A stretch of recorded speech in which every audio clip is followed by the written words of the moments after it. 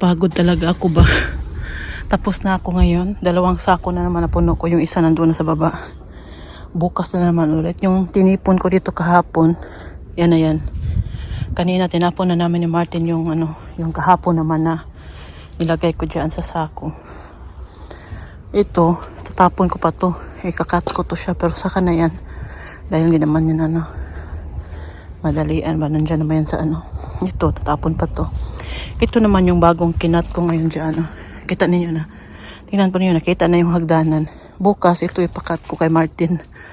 Tapos ng trabaho, night shift kasi sa Martin ngayon. Ito ipakat ko sa kanya bukas para makakit ako doon. At dandahan na malinis doon sa Diyan talaga sa pinakataas. Dandahan lang, matapos din naman siya. Kaya lang kakapoy. Kapagod talaga. Ayan pa Alaki talaga nitong garden namin. Kaya hindi madaling maglinis. Kung hindi ko sisimulan, hindi matapos. Ito naman yung apple tray namin. Yan yung itsura ng garden namin. Mas maganda noon kaysa ngayon. Pero tingnan natin pag yung na talaga ba yung tawag niya, yung summer na talaga ba, mag-green na talaga lahat. Kasi ngayon di pa masyado. Yung apple namin wala pang dahon. Yan, kailangan pa nating tanggalin yan. Dandahan lang. Sabi ko kay Martin, kailangan ngayong weekend maglinis talaga tayo dito konti. Yan Yan dahan lang. Tindahan ko lang naman siya. Tigi 1 oras ako dito, minsan 2 oras. Ngayon mag-stop na ako dahil maligo ako. Amoy pao na tayo, no? At magsundo pa ako kay Fiona. Amoy tao daw. Ito mabigat to siya dahil to. Marami itong nilagay. Anuhan ko lang naman siya. Buyo rin sa Bisaya. Kasi sira na din tong sako. Kailangan natin itapon to.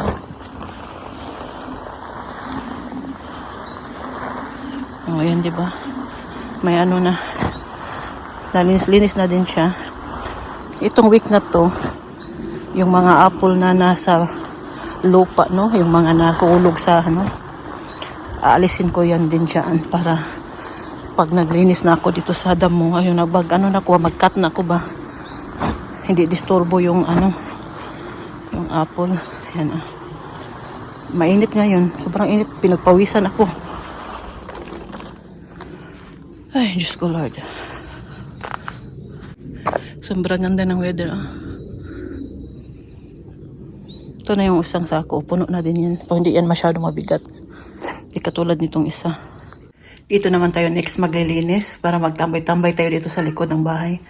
Tingnan naman yung pusa namin. Una na siya magtambay dyan dahil maaraw. Napainit siya. Mura yung correct, no?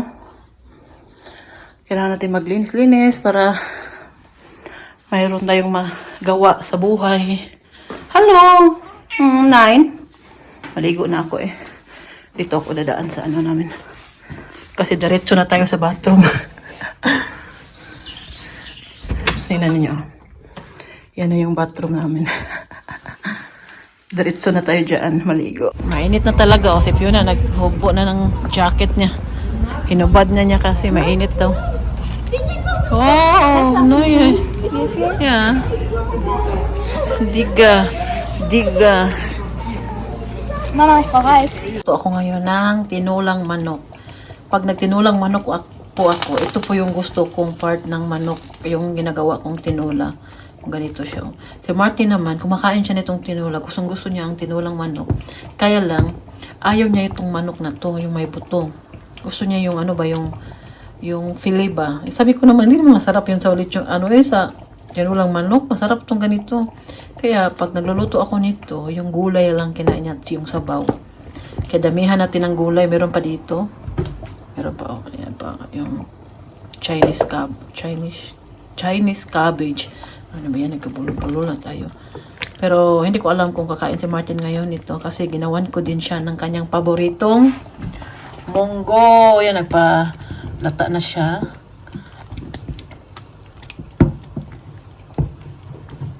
Yan Nagisahin ko yan siya mamaya pag nagluluto ako ng munggo, manok talaga yung nilalagay ko dahil Hindi kumakain si Martin ng baboy. Ayan. May spinat din ako binili. Sana nilagyan ko ng spinat tong ano ko no, tinula ko no. Para naman may maraming green ba. Pero masarap din naman tong Chinese ano. Chinese cabbage. Oh, tingnan po ninyo. Oh. Ganun siya ano. Oh, si Oliver, nag-request siya pagpunta niya dito ulit sa amin. Magpaluto siya sa akin ng tinulang manok. Gusto niya itong tinulang manok. Lalo na pag malamig ang panahon, no? Sarap magsigop ng sabaw. Pero pag gawa ko ng tinulang manok, pagpunta ni Uli dito, lalagyan ko siya ng kohlrabi. Yung parang, ano ba yung nilalagay sa tinulang manok sa atin? Yung ano, yung, hindi ko na alam. Sayote ba? Yung sayote ba? Meron yan dito mabili na parang, para din siyang sayote. Ang kohlrabi siya sa German. Nakita nyo yan sa sa kay Uli pag nagluluto siya ng tinulang manok. Excited na akong kumain. Pero mamaya pa ako kakain dahil pakainin ko si Uma. Ayan na yung munggo. Ang daming spinat. Ilagay ko lahat yung isang pack na spinat na binili ko sa Rivi ba sa supermarket. Ayan o. Lapit na to. Sharog, di mabusog si Martin night shift siya karon na week. Monggo. Ang ganda ng weather. Oy, dito ako sa aking dentist. May appointment ako ngayon.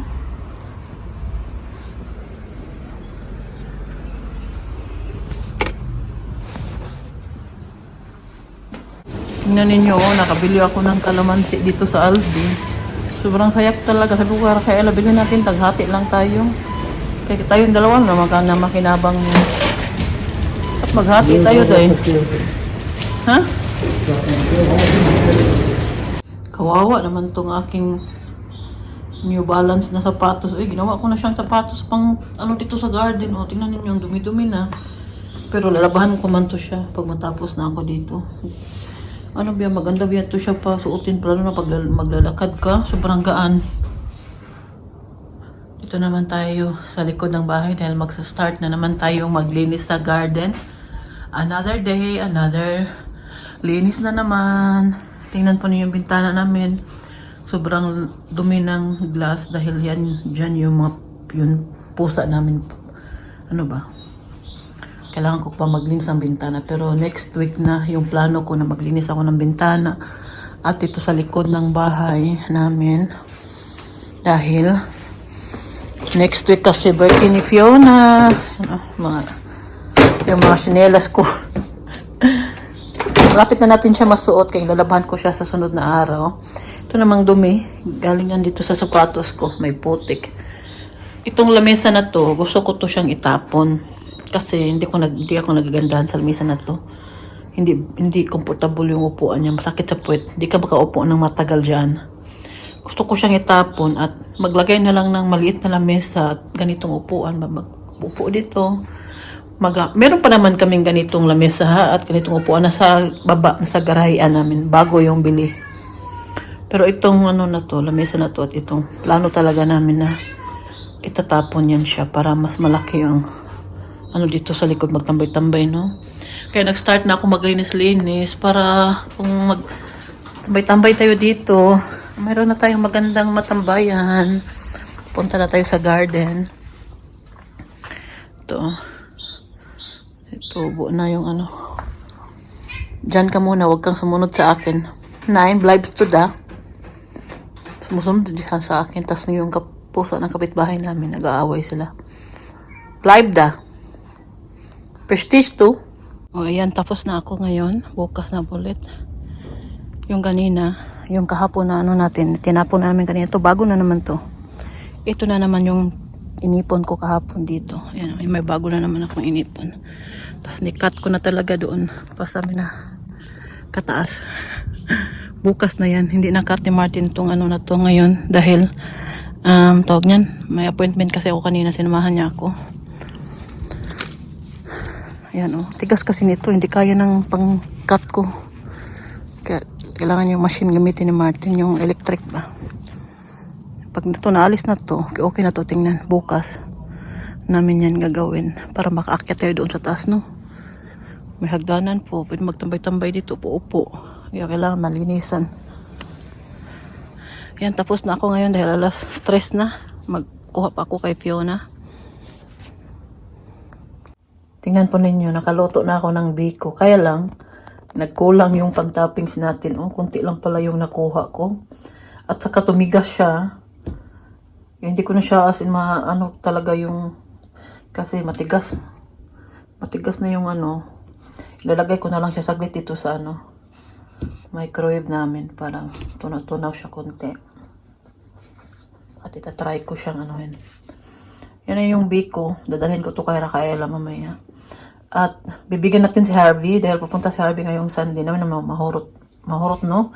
Hindi namin ito maubos. 3 lang kami kain nito. Lovely, ako at si Rafaela. At saka sobrang ano to. Madali kang magsawa. Kunting ano lang, tamang-tama na. Hindi ka talaga makakain ng marami ng ganito sa isang araw dahil nakakasawa agad dahil nga sa tamis, no? Kaya, bibigyan natin si Harvey. Bibigyan natin si Harvey para maano natin to. Hati-hati ba at si Oliver din. Baka si Rafaela may ano siya doon. Initin na lang nila pagdating doon sa ano nila. Kasi sa Sunday, papunta dito si Harvey. Kasama siya ni Howie. Hindi dito sa amin, sa Pretendber, kundi doon sa atin. Doon, magkita lang kami doon. At bibigyan natin si Harvey nito at si Oliver din. Initin na lang nila kasi nakakasawa po talaga ang biko. Okay lang to pag may cravings, kakain ka ng konti, pero yung kakainin mo talaga to sa isang araw, ilang beses na ko. Hindi ko yan ginawa dahil sobrang tamis. Nandito kami ngayon kay Rafaela. I will prepare plate. Na noong napumigkao. Nagdala ako ng biko. Biko, sticky rice. Tingnan po ninyo, ito yung nakuha ni Rafaela nung carnival. Nagpunta man yan sila ng ano, ng tawag niyan. Dusseldorf at Attendorn. Dami nilang nakuha. Wala na po dito akong paborito na gummy bear.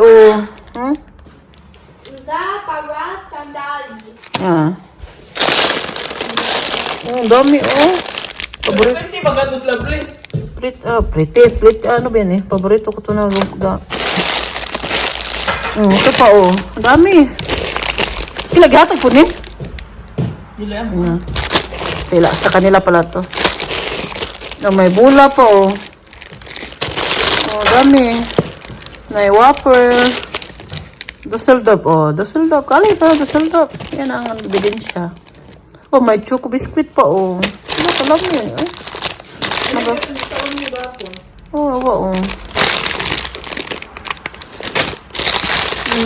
Meron din kaming ganito. Ito masarap. Ang dami. Yan lahat ay sa carnival. Kamele. May chips pa. Ito pa, Dami na. Huwag sila ng zero. Pag ato nila dito. Ito pa, mahal ito nga biskuit kung bilhin mo ito. Yung malaking size nito.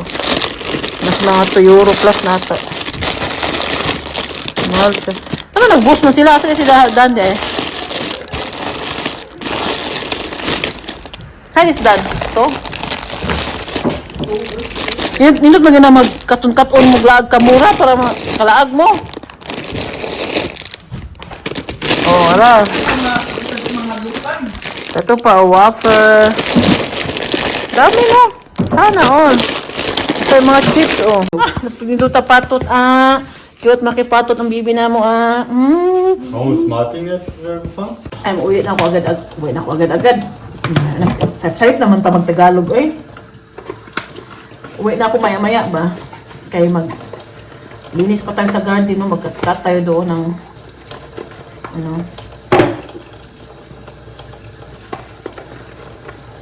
kailangan continue ko ngayon ang pag-cut para bukas hindi kami bato kasi bukas alis kasi kami magbili kami ng regalo ni Fiona. So anak ko kasi hindi niya alam yung Yung mga ni-wish niya, libro, binilhan naman siya ni Martin. So, bilhan ko pa siya. May pumasok. Pinar, paano guys, ball? Yeah? Alam ninyo, sabi ko sa reel ko kanina, pag ako nagpunta kay Rafaela, pag uwi ko sa bahay, tatamarin na talaga ako. Hindi na ako pupunta sa garden. Dumating ako dito alas 5. Alas 5, G's na tayo, no? 5:10. Basta mga 5:10 siya. Dumating kami ni Pira dito. Tapos kasi, plano ko sana, punta ako sa garden, maglinis ako konti, mag-cut lang ba? Tapos bukas ko na siya lagay sa sako. Pagdating ko dito, pumunta ako agad kay Uma, pinainom ko siya. Kasi kanina, kunti lang yung ininom na. Ayun niya kasi uminom. So, hinayaan namin siya kasi nasa sitwasyon siya na galit siya ba. Nung mapunta ng nurse, kaya sabi ko sa sarili ko na, sabi ni Martin kanina na hayaan na muna si Uma. Huwag disturbuin. Kaya nung pagdating ko, saka ko siya pinainom. Galit nga eh. Buti na lang yung kalahati na nasa baso niya na natira kanina yung tininom naman niya. Tapos ngayon, gagawan ko siya ng sabaw para talaga na may enough na liquid na nainom si Uma ba. Kasi tubig, ayun niya, minom tubig ay palagi na lang siya tea. Pero paminsan-minsan, binibigyan namin siya, minom siya ng konti, pero ayaw niya talaga yung lasa ng tubig. Pero yung tea, okay din naman siya kasi healthy din naman ang tea, no? Kaysa sa kape. Tapos, ngayon, gagawan ko siya ng sabaw. Natutulog pa si Martin dahil kanina, late na siya natulog. Patagal po talaga yan makatulog si Martin pag panggabi yan siya. Hindi siya makatulog agad ng pag-uwi niya, alas 6:10, na nasa bahay na yan siya, no? Higa yan siya. Magising ulit na alas 7 kasi mag-asikaso sa mga bata. Pagkatapos, asikaso yun siya kay Uma. Siya talaga yung mag-asikaso kay Uma sa umaga pag nandito siya sa bahay. Pero pag wala siya sa bahay, ako talaga.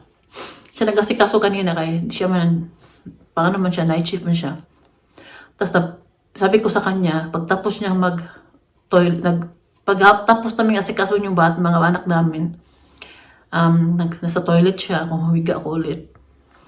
Tapos, after niya mag-toilet, pumunta siya kay Uma, binigyan niya yung gamot at dalawang baso na tea. Yan, 2 baso talaga yung piniinom namin tuwing umaga kay Uma. Tapos sabi ko sa kanya, pag matapos ka doon kay Uma, bigay ng gamot, paupuin natin siya at gusto ko siyang punasan agad kasi darating ang nurse nga kanina para bago magpunta ang nurse, mapalitan na namin siya ng diaper, yung fresh na talaga, malinis na siya ba.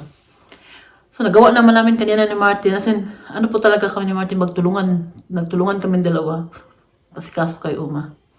Hindi niya ako hinahayaan na ako lang. Pag nandito yan sa bahay, tumutulong po talaga yan siya. Minsan, Martin, marami na siya natutunan eh. Minsan, siya lang nagpapalit ng diaper kay Uma. Siya lang magpakain. Kaso niya talaga. Grabe yung pag-aalaga niya kay Uma. Kaya sabi ko talaga ba na grabe talaga yung ano ni Martin. Grabe yung relasyon nila duhan ng mama niya. Sobrang close niya nila talaga. Kasi Uma, maaga man na biyuda si Uma, no? 55 ang edad ni Uma, na biyuda siya. Kasi maaga din namatay yung papa ni Martin. Ngayong year na to, mag 30 years nang patay yung papa ni Martin. Tapos, hanggang simula na pinanganak si Martin, dito lang talaga siya sa bahay nakatira. Hindi siya umalis dito, di ba? Ibang bata, pag 18 ka na, lumalabas na, umalis na sa puder ng mga magulang, tumitira na sa apartment. Si Martin kasi na swerte siya dahil siya lang mag-isang anak at malaki yung bahay nila. Yung papa niya at mama nagsikap talaga magtrabaho para masulo nila itong bahay dahil noon ang may-ari dito ay yung papa ni Martin, yung tita ni Martin at saka yung lula ni Martin. At nung namatay yung lula ni Martin, so dalawa na lang silang may-ari, yung tita ni Martin at saka yung papa niya. At yung papa niya at saka yung tita ni Martin at si Uma, hindi maganda yung ano nila. Hindi sila close ba? Lagi sila nag-away. Nasa iisang bahay lang sila. Tapos, yung tita ni Martin nagtayo ng bahay doon. Tumulong yung papa niya sa gastos, sa trabaho doon. Sila nagtulong sila talaga ano ba yung ginawa yung bahay ba, tulong talaga yung papa niya doon para masolo niya itong bahay na to. Kaya nasolo niya yung papa niya, sobrang ano din si Uma at si O, yung asawa niya sobrang ano din sa trabaho noon. Nagsikap talaga para mabayaran lahat at masulo nila to. Kaya si Martin, simula nung pinanganak siya hanggang sa lumaki siya, hindi talaga siya umalis dito. Dahil malaki man tong bahay na to. Bali, 2 pamilya po ang makatira dito. Itong bahay na to, sa baba kay Uma. Sa taas kami. At ang nakasulat sa titulo, 50-50 si Martin at si Uma. Silang dalawa, kalahati. Silang dalawang may-ari ng bahay na to at lupa. Tapos, nung maaga man na byuda si Uma, no, ang edad pa ni Martin noon ay 30 pa. Namatay yung papa niya. So, simula nung namatay yung papa niya, before namatay pala yung papa niya, yung nagpagawa na ng titulo yung papa niya, kung sakaling mamatay siya sa sakit niya, mahati si Uma at si Martin sa bahay. So, ginawan talaga ng titulo ay, kasi malay natin, no, baka mag-asawa si Uma ulit, tas walang makuha si Martin sa naiwan ng papa niya. Siguro, yun yung ano ko. Kaya siguro, bago nangyari yun, nagpagawa ng titulo yung papa niya at si Uma. Nahati. At ano talaga sila? 50 sila. Silang dalawang may-ari nito. Tapos noon, after 1 year, si Uma may nakita na, nakasama niya sa buhay niya. Naabutan ko pa yun ng pagdating ko dito. Bali, 16 years din sila. Naabutan ko pa yun siya, pero nung naabutan ko siya, nasa Altenheim, nasa mga bahay na ng, matanda ba dahil may sakit. Malapit na. Nung dumating ako dito, December, namatay siya, February. So, nakilala ko pa siya, pero siya, may dementia din yun. Kaya nakasama yun ni Uma sa buhay niya, 16 years. May sariling bahay din yung ni Uma. Si Uma noon, palagi doon. Si Martin lang ang mag-isa dito sa bahay na to. Siya lang mag-isa dito. Sabi niya, minsan lang daw nandito si Uma, minsan doon sa niya. Kaya, nung time na yun hanggang sa nakilala niya ako, nawa din ako kay Martin, bakit sobrang depressed siya nung time na namatay yung papa niya. Sobrang depressed niya.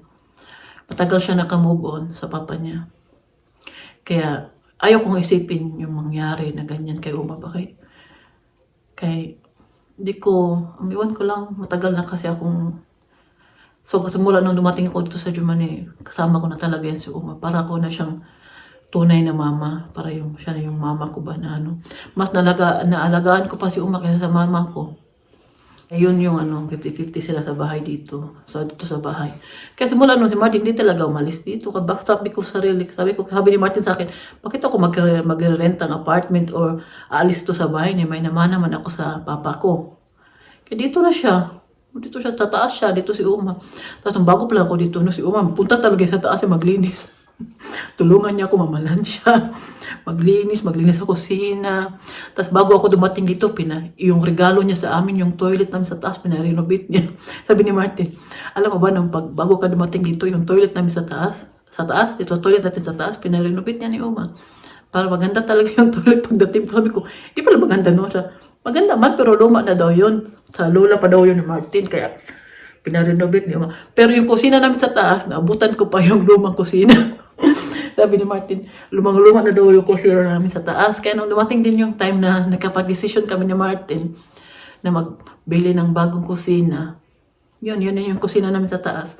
Kaya dito sa bahay namin, 2 kusina. Kasi nga, si Martin at si Uma, kanya-kanya sila. May kanya-kanya silang toilet, shower shower room, tas kusina. Kanya-kanya talaga.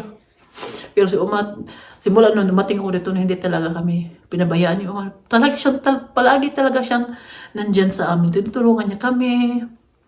Binibigyan niya kami ng pera. Basta mabait. Kaya deserve ni Uma yung tulong at pag-aalaga na ginawa namin sa kanya ngayon. Sabi ko na, Martin, hindi tayo susuko sa pag-alaga kay Uma ngayon. Bakit pa tayo susuko? Ilang taon na tayo nag-alaga kay Uma, di ba? Ilang hirap na yung natin, sacrifice, matawag niya, no? Sa pag-alaga kay Uma, pero hindi natin pababayaan si Uma kay maalala ko talaga ba yung kabutihan na ginawa niya sa akin, sa amin, dalawa sa mga anak ko. Pag mabait ka, no? Pag marami kang magandang nagawa sa isang tao, sa kapwa mo, sa pamilya mo, babalik din yan sa'yo. Yung time na, darating din yung time na ikaw naman ang mangailangan ng tulong. Meron talagang tao na magtulong sa'yo. Hindi naman siguro lahat na ibigay o ibalik sa'yo yung kabutihan mo, yung anong ginawa mo sa kanya. Pero alam ko, merong isa o dalawa o tatlo na magbalik talaga sa binigay mo o tinulong mo sa kanila. Kaya magpakabait tayo. Magluto muna ako ng sabaw ni Mama, ipakainin ko muna siya.